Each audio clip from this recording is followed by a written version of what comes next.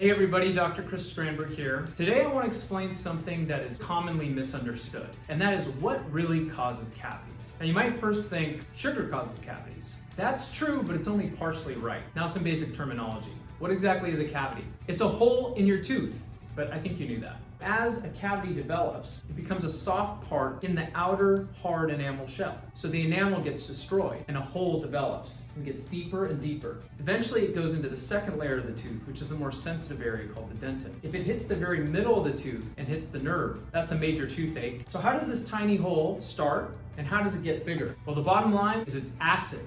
It all comes down to acid. Well, acid from drinks in our diet can cause erosion of our teeth. What causes cavities is actually bacteria. There are certain bacteria that live on our teeth, and they produce acid when we eat certain foods. Say you eat a granola bar and it has a lot of starch in it. As soon as it touches your teeth, bacteria begin to consume that, and their immediate byproduct is very acidic.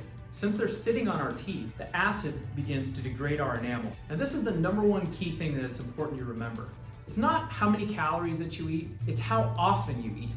The frequency that you eat carbohydrates, the frequency of acid on our teeth is what causes cavities. So if you only ate one meal a day, even if it had tons of starch in it, that's only one time that your teeth are exposed to acid. So having a lot of snacks or sugary drinks throughout the day causes a vicious cycle of more and more acid. This causes these small areas of damage in the enamel to get bigger. Eventually, the bacteria go deep into your tooth, and by then it's too late. Let's say that normally the acid level in our mouth is neutral. As soon as we eat, the acid level in our mouth becomes acidic enough to basically melt away or destroy the enamel. It takes about 30 minutes for our mouth to recover and for our teeth to clean themselves to where it goes back to neutral. In this case, this person's only eating 3 times a day. So that's only 3 times that the teeth experience acid: breakfast, lunch, and dinner. Now, if you add in a couple of snacks, now you've added 2 more times that your mouth becomes acidic and your teeth are getting damaged. Now say that you're sipping on a latte over the course of an hour. That entire hour, your teeth are getting degraded. And then it takes another 30 minutes for them to recover. And this can happen over and over again throughout the day. You are not doomed to getting cavities. This is the most powerful thing that you need to remember.